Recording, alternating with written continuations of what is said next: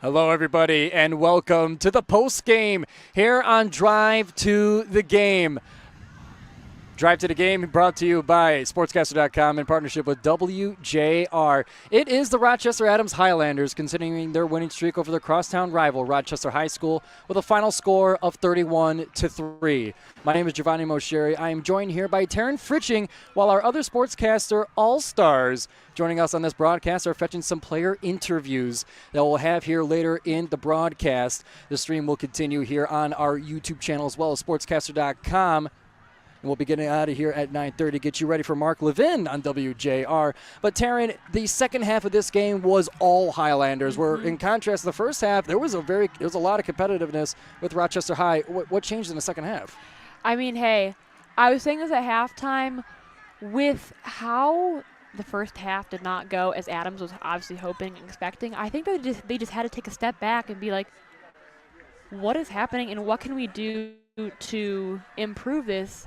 Because that was not the Adams we thought we were going to see in the first half. We thought we were going to see much more of a lead on Rochester, and ultimately they ended up getting it done. But I mean, hey, I would assume that they stepped back and just was like, what are we going to do?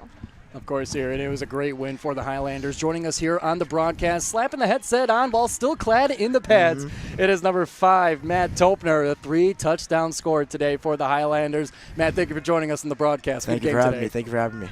So, I'll put it flatly, 3 touchdowns. I mean, that's pretty good, right? How Thank you feeling? Thank you. It was, it was definitely great to do that against our crosstown rivals, and we're just ready for next week.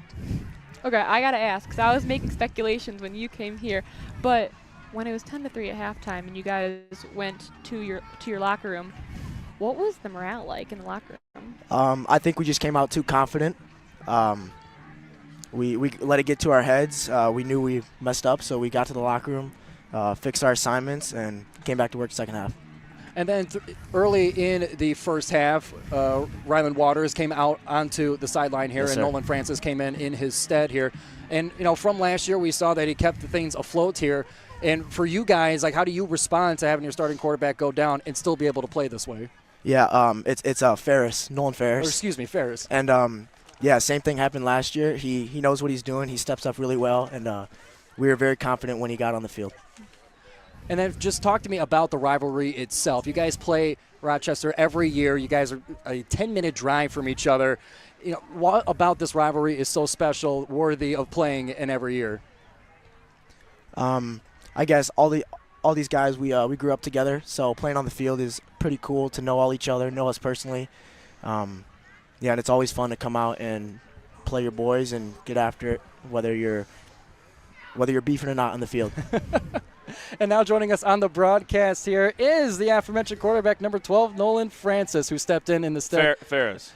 Nolan Ferris. Yep. Excuse me. You're good. That's All good. That's 0 for 2 for me. You're But good. thank you for joining us on the Yep, broadcast. For sure. Thanks for having me. So stepping in the middle of the first quarter, not exactly what had planned, but you had experience with this last year, so it was just like riding a bike, right? Yeah, I mean, prayers for Rhino, obviously. Hopefully it's not the same thing as last year. Hopefully we can get back on the field soon. But, I know what I'm doing. We did same plays last year, just got in, handed the ball to my guys, and they went to work. So. And we talked to Matt about the rivalry, and I want to get your perspective on it. To have your crosstown rivals grown up with each other, why is this game so special? Well, yeah, like Matt said, I mean, we grew up with these kids, playing Redskins, now known as Raiders. We've always known them.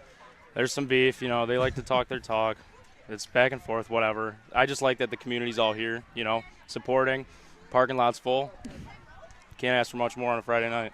I got to ask, who do you guys play next week? West Bloomfield. West Bloomfield. Okay, so another OA Red matchup. How are you guys going to prepare for that after coming off of a win against Rochester? I mean, same thing week after week. We watch the tape, we see what they do on defense or offense, and coaches get us right. They prepare us, they show us what we do, demo O, demo D. They get us right, and we come out prepared. Yeah, we know these next few games coming up are going to be the toughest of the season, so we really got to be mentally prepared and just have a good weeks of practice and get ready for these next few weeks. I agree.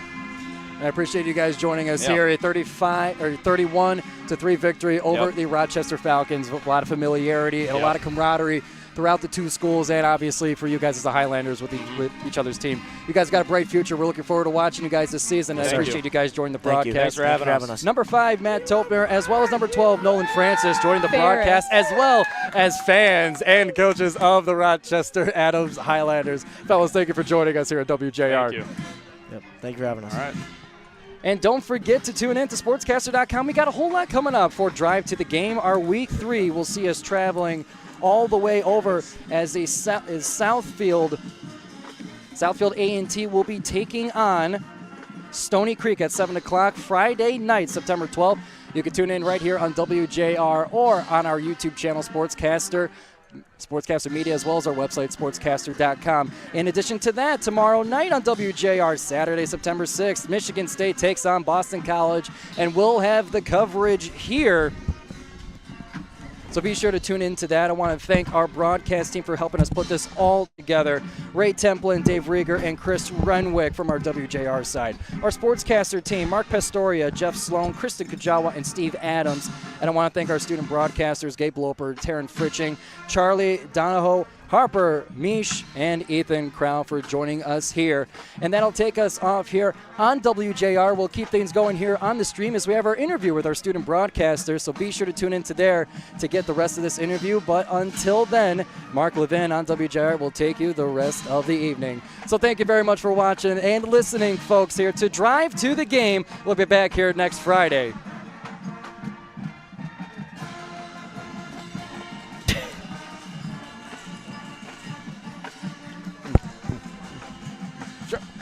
And now that we're just here on the stream, the radio feed has cut off here. I am joined by all of our student broadcasters, both from Rochester High School and from the Rochester Adams side.